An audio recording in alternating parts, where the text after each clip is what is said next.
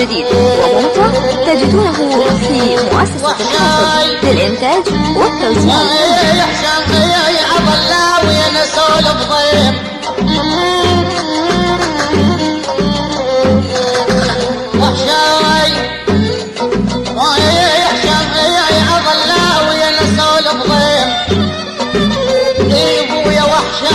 وعقبكم جنة الفردوس.